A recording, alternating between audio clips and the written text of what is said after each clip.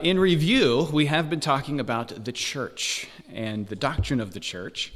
One of the things that we've been zeroing in on is the difference between the church today and Israel. Now, of course, as we said before, the word church can be applied to Israel because it's any kind of assembly that assembles. So Israel assembled at one point, and even in the book of Acts, it's called a church, the Old Testament Israel. But there's clearly something different about the church today. That Israel, Jesus said, "I will build my church," meaning there's something different about the church he was building than Israel. And we talked about this. Israel had a physical priesthood. The church is a spiritual priesthood. Israel was to produce the Messiah physically through their lineage. But the church was produced by the Messiah, Jesus, as a spiritual seed. Israel showed the future coming of the Messiah symbolically in worship, where the church shows the fulfilled coming of the Messiah symbolically in worship. In our ordinances, in the baptism, it represents the death, burial, and resurrection of Christ already happening, not in the future, right? Our other ordinance, the Lord's Supper, that represents the death of Christ and his sacrifice for us, symbolically pointing backwards. And then Israel was promised a physical land and was a physical country, but the church is promised a heavenly land and is a spiritual nation, according to 1 Peter. So there's differences, and then we've looked at how those differences bear themselves out, how they bear themselves out in eschatology. There is still, Romans 11 says, a plan for Israel in the future in eschatology. And we know that's certainly the case, and we talked about that. And then we talked about how there's going to be some differences between Israel and the church in what we're ordered to do, our practices, what's put on us as far as how we are to operate. And we'll get to the ordinances and the Lord's Supper and baptism and all that stuff. But I guarantee you won't get there tonight. So put your mind at ease. We're not going that far tonight, okay? What we've talked about last week was the law, right? And to sort of sum it up, what one of the key verses that we spoke about last week was, do I have it in front of me? Let's see if I have it right here in front of me. It was... I think it's in Galatians chapter 3. I think I've got a list of verses, and I don't know which one is which, all right? But I think it's in Galatians 3, 17 through 19, where we talked about how Abraham is spoken about, and it says that after Abraham came the law was added. And I think this really sums up a right perspective on the law that was given to Israel. Because God already had moral requirements for all people before he gave the law to Israel. He gave the law through Moses to the nation of Israel, and we should then expect that in the giving of the law, and when we talk about the law, I'm talking about the whole thing, the 600 and plus commandments, right? Was it 13? Yeah, 613 commandments. When that was given, right, we should expect that this is going to include the moral requirements that God has for all people. Of course, that's going to be included in there. But we should also expect that there's going to be some other things, some things that are specific for Israel. There's going to be some general requirements that God has for everyone. Of course, that would be included in the law. But there's also going to be some things that are specific to this nation. And we'll actually notice a few of those. I'm going to try to draw attention to a few of those things today. But we should expect that. So when we're looking at the Old Testament law, we have to remember this was given to Israel. And we shouldn't expect that it's all for us. Because there's something before the law that is for us. It just wasn't written down. Right? God has moral requirements that are for all people, and we should expect those are contained in the law. But we're not getting rid of the law to say that the law isn't for us. We're just saying we want to find what in the law reflects the moral requirements that God already had before the law. Right? That's really the question, right? So to give a few examples of this, circumcision is a good example. Of course, the Jews were commanded to be circumcised. Look at what it says in 1 Corinthians chapter 7.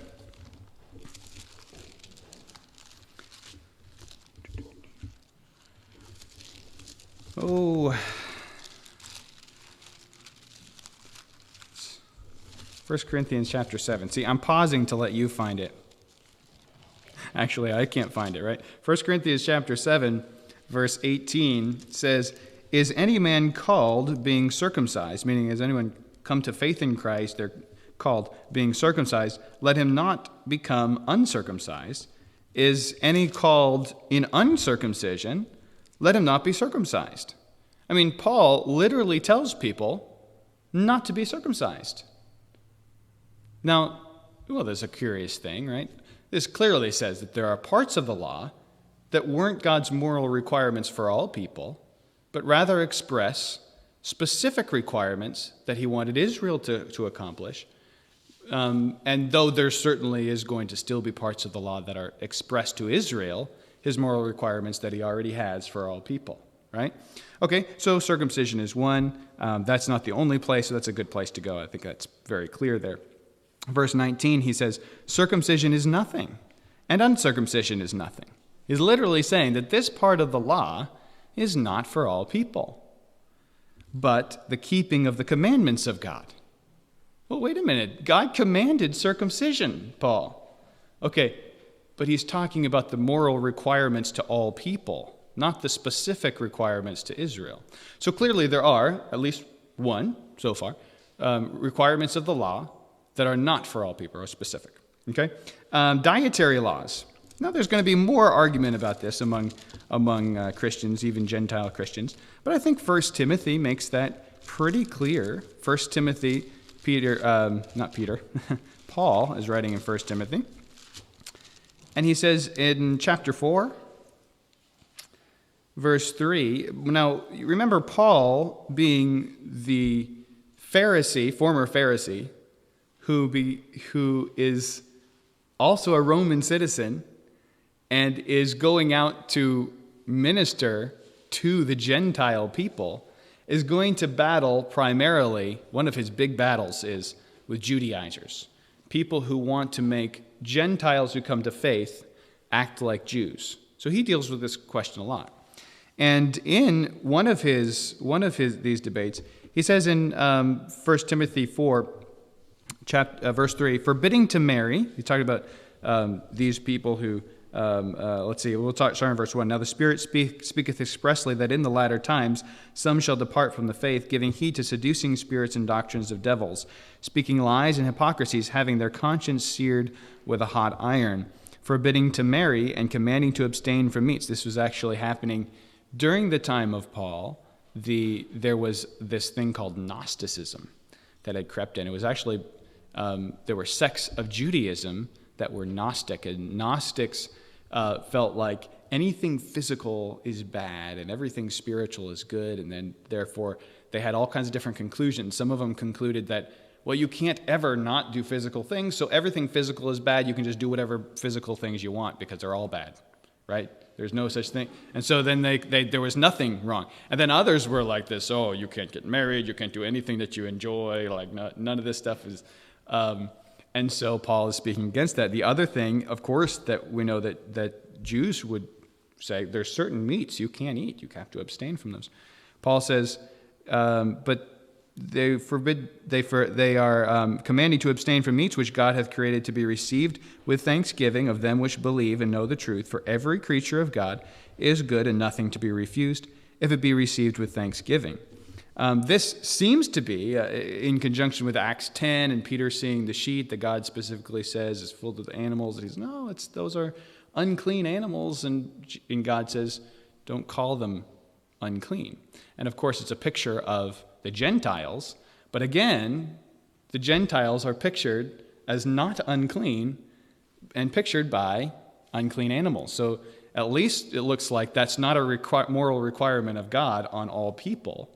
If anything, if it's still a moral requirement, it's a moral requirement on Israel. So anyway, that appears to be, dietary laws appear to be things that are not moral requirements of God that are expressed in the commandments, but rather those are specific requirements of God for Israel that he's expressing in the commandments. Sacrificial laws. We'll close here. There's several other categories, I suppose, that could be made, but these are just making the point that what we're looking for is the moral requirements of God for all people that will, of course, be expressed in the law, but will not comprise all of the law. Hebrews chapter 10, verse 8, and all the way down through 18, but we'll pick a few verses here and then skip down to verse 18. Above, when he said, sacrifice and offering and burnt offerings and offering for sin thou wouldest not, neither hast pleasure therein, which are offered by the law.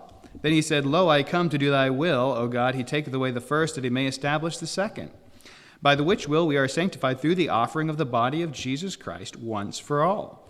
And every priest standeth daily ministering and offering oftentimes the same sacrifices which can never take away sins. You see that? He's saying, you realize that the sacrifices never took away sins. They never did. As a matter of fact, they would go and sacrifice when they committed a sin. And then, on the Day of Atonement, all the sins that they sacrificed for were read aloud again on top of a goat and sent off into the wilderness. And they're thinking, why do you guys have to remember this if I sacrifice for it? And the point was, because it does work. Like, not that it doesn't work, but all the sacrifice is that it's a pointing forward to Christ. That sacrifice doesn't actually take away your sin, right? And that's the point of the sacrifices, is you need a death. And if you're coming and sacrificing in obedience to God out of faith, then that faith is what saves you, right? That's what the book of Romans talks about, how Abraham was saved by his faith. So the sacrifices were specifically for Israel to picture Christ coming, but are not today. Not even for Israel today. It's not necessary for Israel even to do it. But it's clearly not a moral requirement of God for all people of all time, right? Verse 18 kind of sums it up. I mean, you could read this whole passage, really. But in verse 18, he says, Now where remission of sins is, there is no more offering for sin. So the offering. So there's several parts of the law that we know are not God's moral requirements for all people of all time. And the question is, out of the law, out of all the commandments in the law, which ones do express God's moral commandments for all people of all time? Now we talked about last week how if you just boil it down to the 10 commandments, because this was Israel's introduction to the law, right? Now they actually had some of the law before that, right? They had laws about the keeping of the Passover. That was given to them before they arrived at Mount Sinai and got the 10 Commandments. There were a few laws, but for the law of circumcision, that was before the 10 Commandments. But mostly they were introduced to the law at Mount Sinai when God appeared and verbally spoke to them the 10 Commandments, and then Moses went up into the mountain to receive them from the hand of God. So when we look at the 10 Commandments as a for instance of all the commands of the law, we looked at this last week, and you can find at least 9 of them, right, over and over repeated in the Old Testament. God is judging other nations besides Israel for all of those things. And in the New Testament, you can find them reiterated by the apostles, written to Gentile churches. Remember, the New Testament is mostly written to Gentiles, where the Old Testament is mostly written to Jews. Now, I say mostly because Job wasn't written to Jews. There were no Jews at the time of Job, right? But the rest of it was all written to Jews. Well, with a few exceptions, a few chapters are written to other nations from the prophets, warning other nations. But mostly written to Jews. The New Testament is mostly written to Gentiles. You have Matthew, who wrote a gospel to Jews. But then Luke wrote the book of Luke and the book of Acts, and he wrote to a Gentile named Theophilus. And Paul writes to Gentile churches like Romans and Corinthians and Thessalonians and Galatians and Ephesians and Colossians and on, right? Timothy was actually appears to be a half Jew, half Gentile, and he was a pastor of a Gentile church. And so when Paul writes to Timothy, you'll see that he's writing more in context to Gentiles. And so you do have books like Hebrews, which is clearly written to Jews, right? But when you look at all the books written to Gentiles, there's 9 of at least of the commandments that we see repeated over and over. So there's at least some confirmation that we can have that the things that we see God judging other nations for, and the things that are told to Gentiles in the New Testament, hey, you need to do this, are obviously things that in the law God was expressing to Israel because they were already his requirements for everyone. And we can see that by looking all around. So the question is, what about the Sabbath day? Right? And we kind of landed on that last week, and I don't know if we'll finish today, but I want to give a couple different views on the Sabbath day. The first view I'm going to give on the Sabbath day I think is really not tenable. But there's 3 other views on the Sabbath day that I think we can agree to disagree on. And I've actually held all 3 at different points in my life. All right? So, and I think, as far as I know, everyone here would hold one of those 3. So let me give you the view, first of all, that I think is not really tenable. It doesn't really fit. And we touched on this a little bit last week. The first view I'd like to present is the Seventh-day Adventist view. That's what I'm just going to call it. I'm making up names today. And this is the Seventh-day Adventist view. If you ever talk to a Seventh-day Adventist, this is basically what they believe. They believe that the Sabbath day is a moral requirement for all people, and that it is the Lord's chosen day to come together for corporate worship. The problem with this view, let me give you the pros to this view. The pro to the view is the Sabbath day is mentioned before the 10 Commandments, right? In Genesis chapter 2. We'll go there in a minute. But the Sabbath day is mentioned before the 10 Commandments. So, okay, well, maybe it's for all people, right? And the Sabbath is part of the 10 Commandments. The rest of the 10 Commandments are for all people, right? And it's the 10 Commandments, right? Shouldn't that be, if not all the rest of the law, the 10 Commandments should be expressing God's desire for all people, right? And so those would be the pros to the Seventh-day Adventist view. The cons would be that the Sabbath day is commanded a day to rest. It was never commanded as a day for worship. Now, every day, we should worship, but it's just not commanded that way in the Old Testament or in the New Testament. There's no mention of that requirement. Now, the Jews, by the time of the New Testament, were worshiping every Sabbath day, but that's because they had synagogues in every town, right? And they had sort of established this because they wanted to create a community where they were outside of Israel. So they had been spread out in the Babylonian captivity, and not all of them had come back. And so they created communities wherever they went. This is why Paul, when he was going through Asia Minor, every city he went to, he first went to the synagogue. Why? Because they had created a synagogue there, the Jews that lived in the town. And so they created these communities, and they met, well, they all were not working on Saturday, on the seventh day. So they would, of course, that would be the day when they would meet to worship. And so somehow the Seventh-day Adventists have translated the idea that God sanctified Saturday, or the seventh day, and said that it was for a day of rest, and then that the Jews chose that as their day to meet together to worship on a weekly basis, and then they said, okay, so now the church has to do it. We meet together on Saturday, which just isn't there. The Bible specifically avoids giving us a day when we have to worship. It avoids it. In Hebrews chapter 10, we just read it. Actually, I'm still here. I'll read it to you. Verse 25, not forsaking the assembling of ourselves together on the seventh day. No, it just says not forsaking the assembling of ourselves together. Right? We can assemble together, and when we do assemble together, we should be there, right?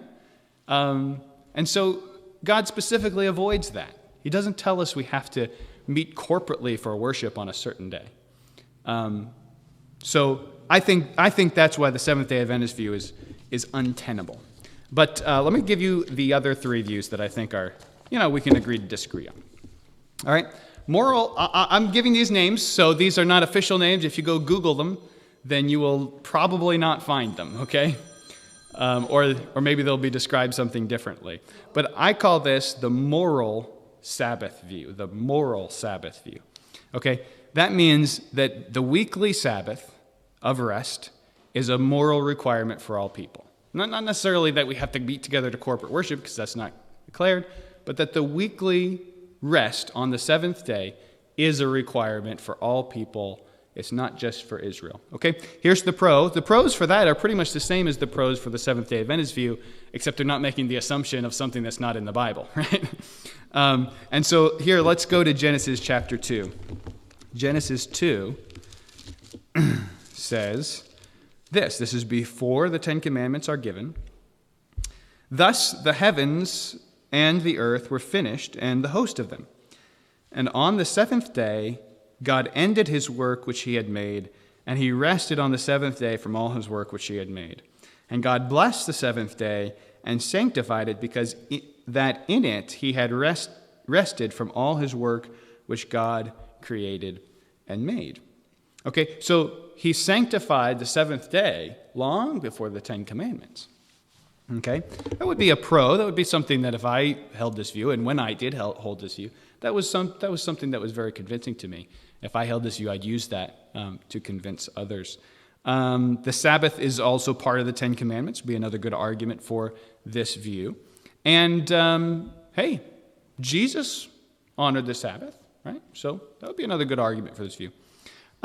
Here's some things that I think probably, if I held this view, I'd have to try to wrestle with these. These would be the cons on this view. The Scriptures do specifically state that the Ten Commandments. I wrote this down wrong. This is my problem. See, I don't read notes very often. Usually, I just do it off the hip, but then I'm all over the place. Okay, so I'm going to try to stick to the notes. And actually, I missed the word "not." Okay, so here'd be a con. You don't find a specific statement in the Scriptures that says that the Sabbath is for all people. We'll talk a little bit more about that, but let me expand on that later. But you're not going to find that stated, right? So when God judges the nations around Israel, he never judges them for not observing the Sabbath. He judges them for every other one of the Ten Commandments, but not for not observing the Sabbath. In the New Testament, whenever the audience is to Gentiles, there's never a requirement to worship the Sabbath. All the other Ten Commandments are reiterated to the Gentiles, and the Gentiles wouldn't be naturally thinking that the Sabbath is a requirement, and never is that brought up. So that would be a con. That'd be something that you'd have to deal with if you held that view. Paul seems to teach otherwise about the Sabbath. At least he seems to. So this would be something that if you held the view, you'd have to come up with an answer for, or at least consider. Let me take you to Colossians chapter 2. Colossians. See, I wish I had tabs here. I could get there real quick. Colossians chapter 2. Here we go. Tim, on Sunday, when he was preaching, he came down afterwards. He showed me all the tabs. He had tabs in his Bible for every verse that he was going to. I'm like, man, I need to do that. I'm just not disciplined enough to make out the tabs. All right, Colossians chapter 2, verse 16 says, let's back up. Verse 14, Paul is writing about the handwriting of ordinances. He says that when Jesus rose from the dead, he blotted out the handwriting of ordinances that was against us, which was contrary to us, and took it out of the way, nailing it to his cross. And having spoiled principalities and powers, he made a show of them openly, triumphing over them in it. Let no man therefore judge you in meat. Okay, that would be talking again about that same thing that we talked about earlier, the dietary requirements, or in drink, or in respect of any holy day, or of the new moon, or of the Sabbath days. Now, you notice that holy day, this would be a feast day for the Jewish people. These were 2 times a year, really, two time periods in a year. At the beginning of the year and in the 7th month of the year, they would have these feast days. And then a holy day, that would be the holy day. Then the new moon would be the monthly celebrations that they would have. And then the Sabbath would be the weekly celebration. So you have yearly celebrations, monthly celebrations, weekly celebrations. And he says, let no man judge you in any of these things. Because why? Verse 17, which are a shadow of things to come, but the bodies of Christ. Now, that's, I think, a really good question. What is the Sabbath? The Sabbath really a picture of something to come? Hold on. I'll hopefully get to that before the end. If not, then we'll have to wait till next week. All right. So there, that would be something that if I held the view, the first view, which I don't, but if I did, it would be something to wrestle with. Galatians chapter 4 says something similar to this. Let me see if I can get there without taking too much time. Galatians chapter 4 and verse 10.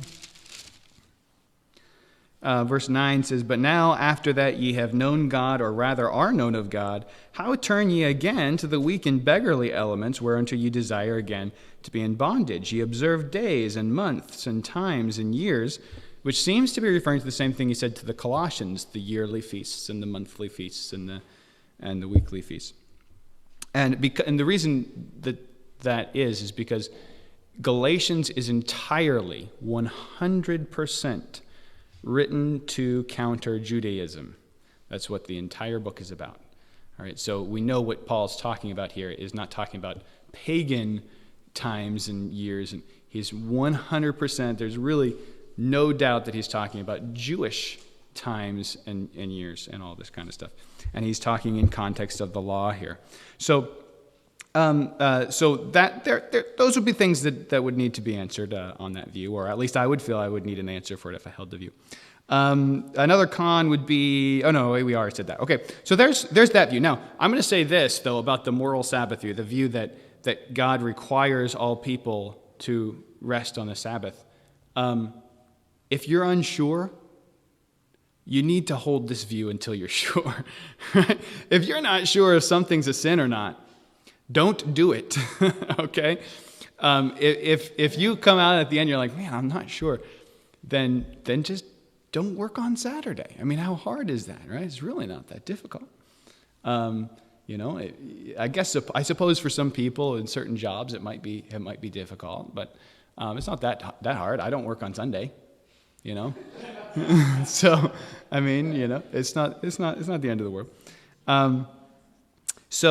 Anyway, so I think this is a good view to hold. It's certainly not going to hurt you, even if you're wrong, right? So that's a good default place to be, okay? Let's talk about the meaning of the Sabbath view. This is the view that I've held for the majority of my adult life, and I think is just probably the worst of these three views. I don't think it makes sense at all, actually.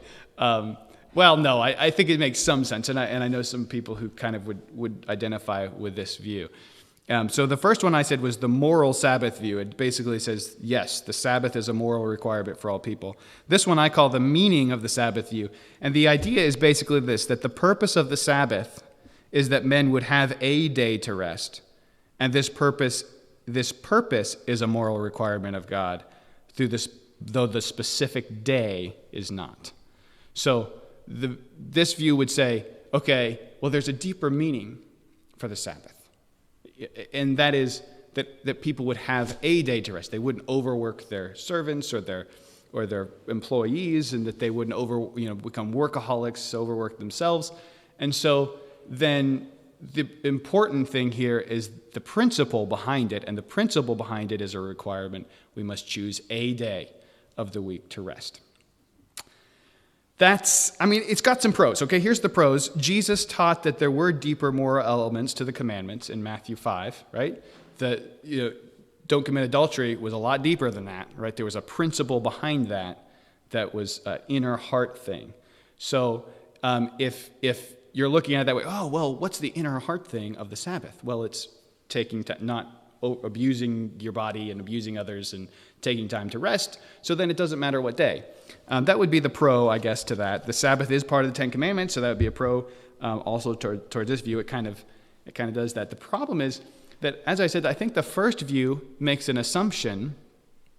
The first view, the moral Sabbath view, makes the assumption that because it's in the Ten Commandments, it has to express God's moral requirement for all people.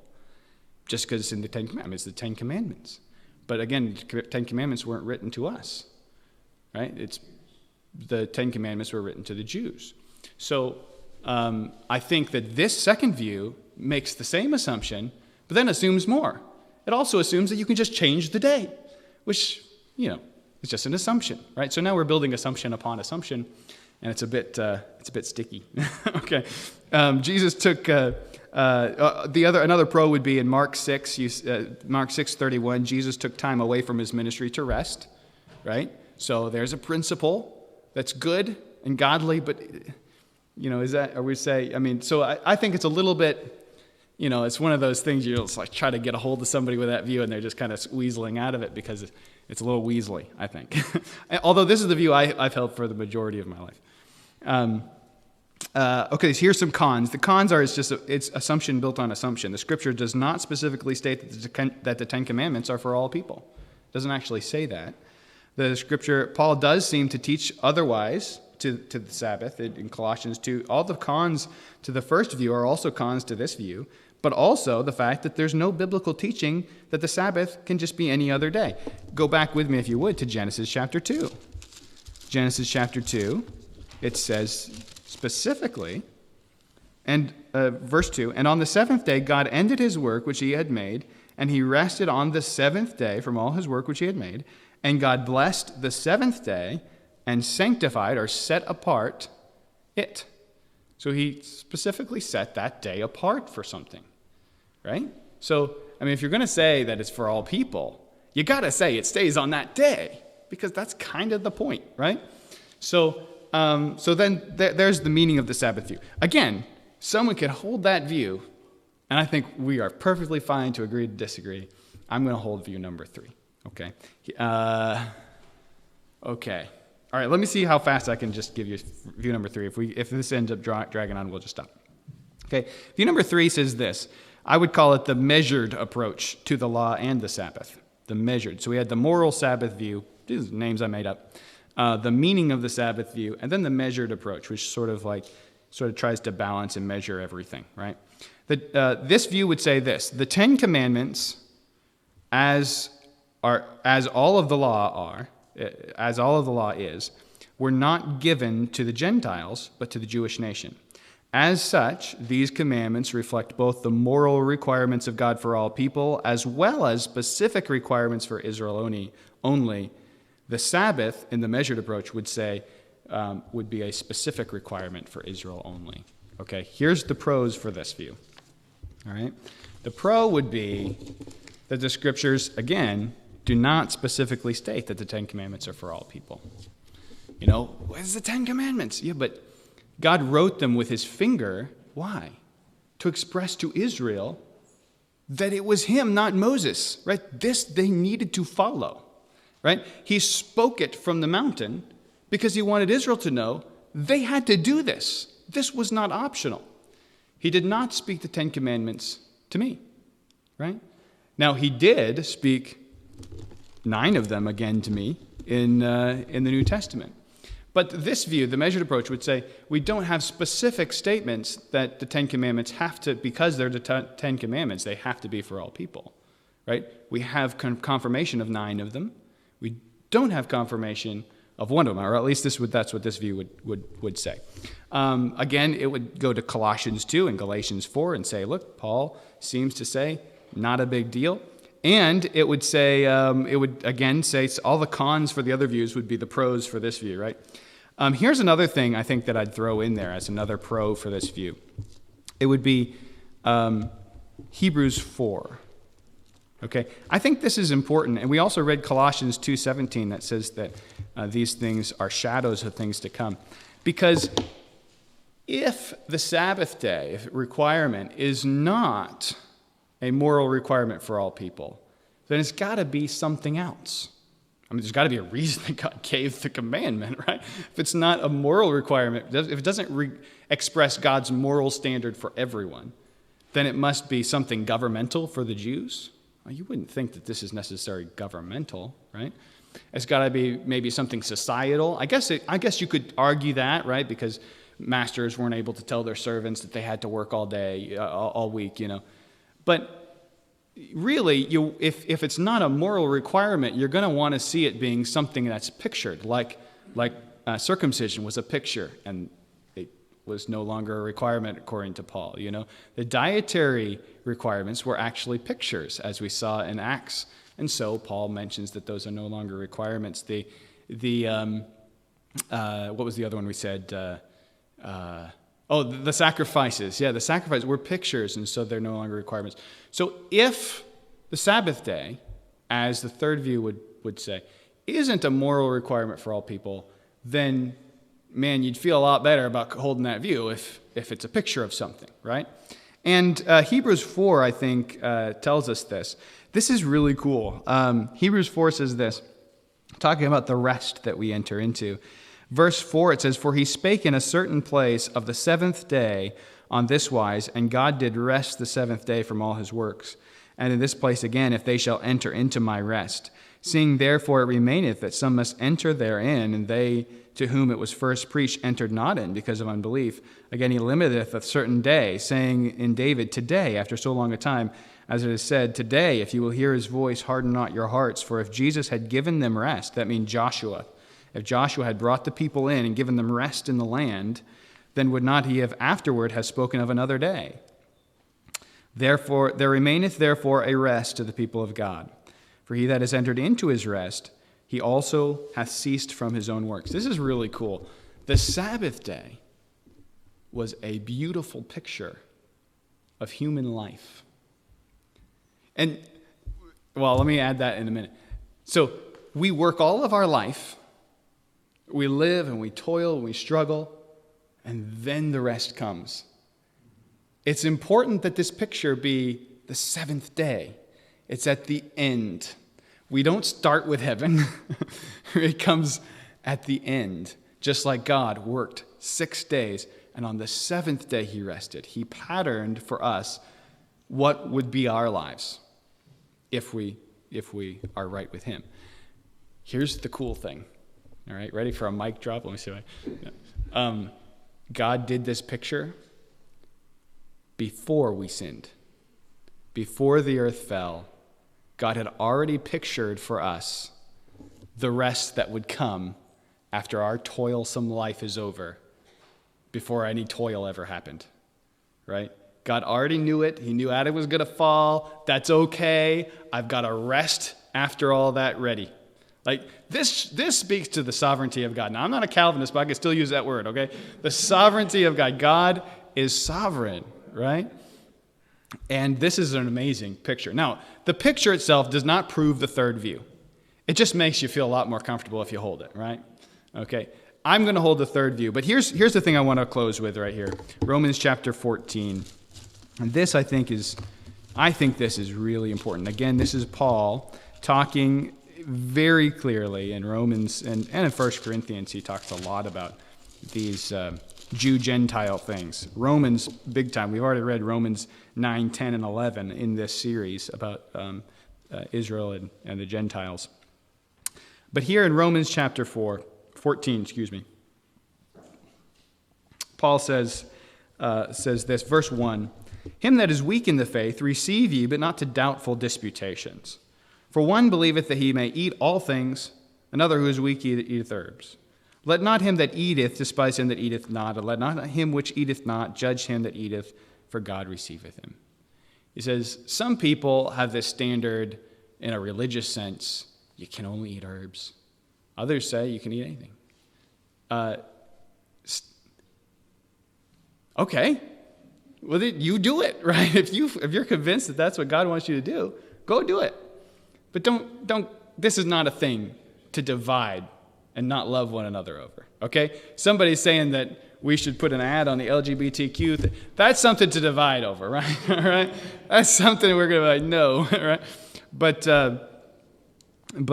no, this is not. So he goes on. He adds to this. He says, verse 3, "Let not him that eateth despise him that eateth not, and let not him which eateth not judge him that eateth, for God receiveth him." Verse 4, "Who art thou that judges another man's servant?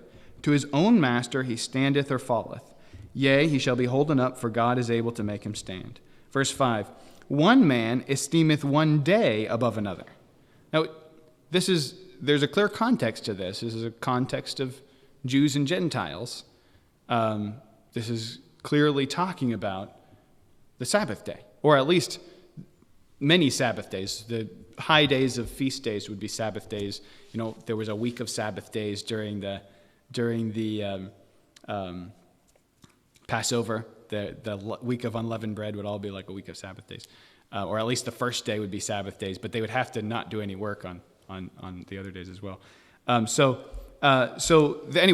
there's more than just the end of the week Sabbath. But either way, this is talking about Sabbath days that are considered more important than other days. And he says, one man esteemeth one day above another esteemeth every day alike. Another one says, they're all the same. Like all of them, they're all the same. And Paul says, well, let every man be fully persuaded in his own mind. He that regardeth the day, I'm going to add two words here, let him regard it to the Lord. He's saying, if you choose that this is a day that's serious, do that for God. Not because you think it makes you better than somebody else. Do it because you love God, right? And do it for him. And it says, to the Lord, and he that regardeth not the day, to the Lord he doth not regard it. If you choose not to regard the day, you better know that you're doing it for the right reason, right? Not because you just, I don't want to do it. Because you're fully convinced that you're honoring God with not regarding the day, okay? Be fully convinced of that, he says. He that eateth to the Lord, for he giveth God thanks, and he that eateth not to the Lord, he eateth not and giveth God thanks. For none of us liveth to himself, no man dieth to himself, meaning we ultimately answer to God. That's what we answer to. And what we're going to do, because since I've gone late, is we're going to go ahead and make the notes on this. I'll make the notes on this available, and we'll start off next week with a quick review and questions on.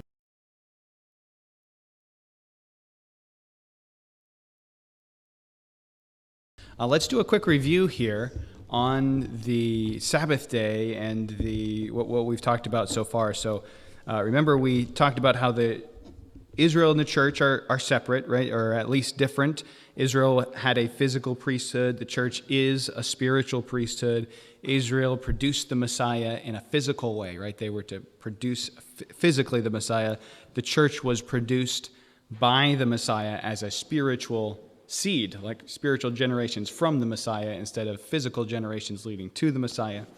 Israel showed the future coming of the Messiah symbolically, and the church shows the fulfilled coming of the Messiah symbolically. And we'll talk about some of that symbolism today, hopefully. Israel showed the future. I read that one already. Israel was promised a physical land and country. The church is promised a heavenly land and country. And so there is a difference there. We talked about the difference between the Israel and the Old Testament, and the requirements that were put on them were based on what Israel was supposed to do. Israel was to be a picture of the coming Messiah, which means they were going to offer sacrifices. And we talked about how in the law, the sacrifices are not required because of the church. Why is that? Because the sacrifices were to lead up to the coming of the Messiah, which is what the Israeli nation was all about. Now, interestingly enough, before the Messiah comes again, the second time, there will be a God's program emphasized with Israel again. Why? Because that's what they're there for. They lead up to the coming of the Messiah, and the Messiah comes twice. So, interesting things that we've sort of discussed over the last several weeks. Essentially, when it came to the Sabbath, what we talked about was the different views on the Sabbath. The other 9 of the 10 commandments are all reiterated to Gentile people in the Old Testament and in the New Testament. You've got God judging nations and cities that are non-Jewish for all of these things, for not having God, for idolatry, for not worshiping God alone, for being dishonoring to parents and to others, for not caring and being unjust to their people, for cruelty, for murders, for adulteries, all this kind of stuff, but never for breaking the Sabbath. Same thing in the New Testament. Anytime the Gentiles are addressed, there's no mention There's all kinds of lists of sins. All of the other 10 commandments and many other commandments are listed of the 613, but not the Sabbath. So we said, all right, here's some different views that people have arrived at. There's one that I left out on purpose, and I'll mention it again here as we review. The first one that I mentioned was the Seventh-day Adventist view, which says the Sabbath day is a moral requirement for all people, and it's the Lord's day to gather for corporate worship. The problem that I found with this view, although it seems to make sense on its face, the problem with this view is that the Sabbath day was never commanded that people gather together corporately, as a nation or as a tribe or anything for worship. There is a mention of it being a holy convocation that was brought up, but in the passage where it says the Sabbath is a holy convocation meaning assembly, it goes on to explain what that means, and it says it's in it you'll do no work, meaning you're going to gather and do nothing, not gather and worship God or gather, because you weren't supposed to worship God except at the temple in Jerusalem. You weren't supposed to just get together in your tribe and worship, sacrifice there. That was a problem. They were sacrificing to God in high places, big problem in the Old Testament. So that's not actually required. So the Seventh-day Adventist view then saying, well, see, God required worship on the Sabbath in the Old Testament, and today he still requires worship on the Sabbath in the New Testament, is just not really founded anywhere. However, God does require worship from us every day, right? We're talking about coming together for corporate worship as a group. And so that's not required. I will say this, though. The view that I didn't mention was what I would just call it the Sunday Sabbath view, where they believe that, yes, they accept everything that the Seventh-day Adventists would say, that God commanded worship and rest on the Sabbath, and that we still have to follow it. But these people will say, but the Sabbath moved to Sunday. And of course, there's not really any evidence for that. I mean, they'll point to places where you see the apostles and the early church worshiping on Sunday, but never is that a command. So it's sort of a silly thing that doesn't really have any basis. God never said, I moved my Sabbath to Sunday. I remember the picture of the Sabbath was working 6 days, and then rest on the seventh. And the picture was we live all of our lives, and then God has a rest for us waiting at the end of our lives. Of course, those who are believers. So that's the picture there. So that also would be a view I would just simply reject. Then there's three views that I've said are perfectly fine. I don't think there's any major problems with them, although I land on the third one. You have the moral Sabbath view, which would be the weekly Sabbath rest, just the rest part, which is what was commanded, that's still in effect today. The challenge with that view, although it's certainly got some, there's certainly nothing wrong with it, the challenge with it is that there is no command to Gentiles, non-Jewish people, to honor the Sabbath specifically. Then you have what I call the meaning of the Sabbath view, which says the purpose of the Sabbath is that men would rest. And so we need to take a day to rest, and which day doesn't matter. The challenge with that view is, that's sort of made up. It's a good idea, it's a good sentiment, it's good to take a day to rest, but it's made up that God has commanded that you take a day, and it could be any day. If God has commanded a day, then it would be the Sabbath, right? If he hasn't, then if it doesn't matter what day, then he didn't say that. So then there would be what I would call the measured approach to the law and the Sabbath, which is the approach I take, and that is that just because something is in the law does not make it for all people. For instance, we talked about circumcision. There's also a command in Deuteronomy 32 not to eat the fat or wine that was offered to idols. Paul says later, if you eat the fat or wine that's offered to idols, then you eat it. Just don't offend someone else when you do it. If it offends someone else, don't do it.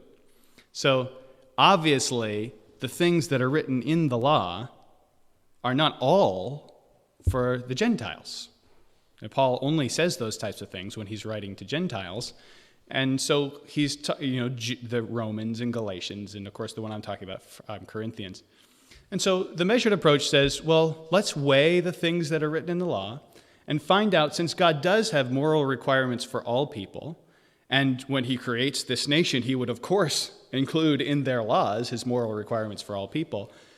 But we shouldn't assume that all of the things that he said to them are moral requirements for all people, like the law for Israeli soldiers to carry a little shovel with them because they needed it for covering their poop after they went in the desert, That's not a moral requirement for all people. It's just a really good idea, all right?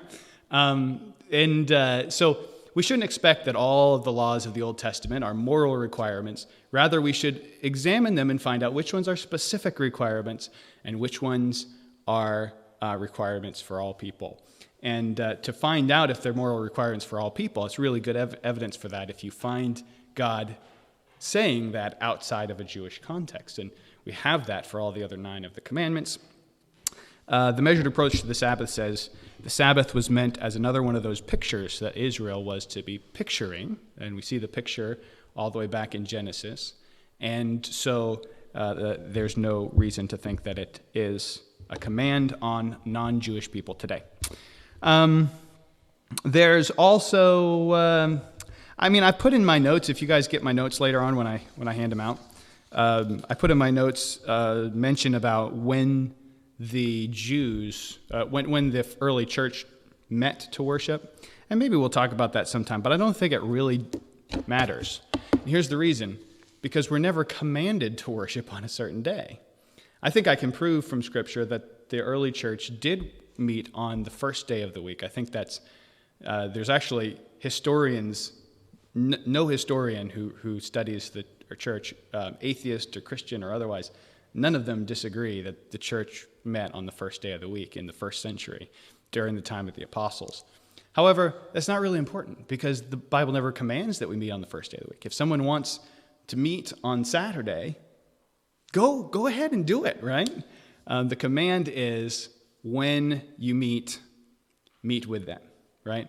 Not forsaking the assembling of ourselves, meaning when we assemble, go there and be there. So that is the command of God, and we're looking at commands here, not good ideas. By the way, if you go to the laws, even the laws about like dietary things that we talked about, how those aren't for Gentiles, never mentioned to Gentiles, that kind of stuff. That doesn't mean that these are bad ideas. Okay, it doesn't mean. There's people who've done the kosher diet, and man, it sounds really, really healthy. There's people who bacon's hard for me to give up, right? But it doesn't mean it would be a bad idea to do these things, right?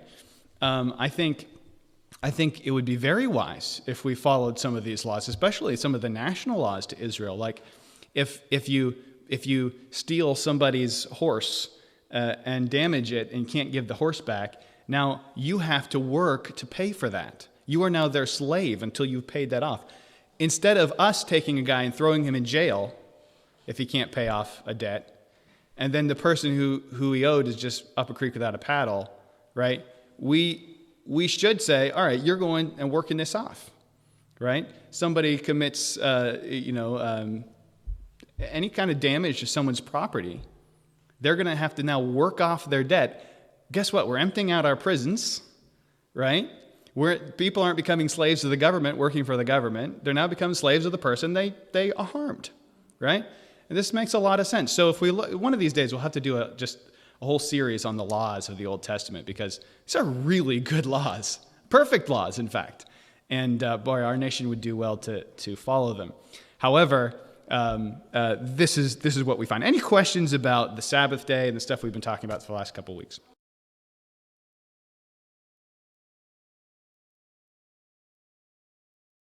Okay, so let's review a couple passages that we brought up. First of all, we would have to establish that it is for everyone. I think you would have to establish that before you can try to prove a negative. You first have to establish that it is for everyone. I think one of the things we automatically assume is that because it's the Ten Commandments. Charleston Heston was in that movie, so these have to be for everyone, right? But I think the Ten Commandments were the first, big major things that God gave to the nation of Israel. We should not just by default, without any reason, think that those are necessarily binding on all people. We should look and find out if they are binding on other people, and I think they are, except for the Sabbath, in my opinion.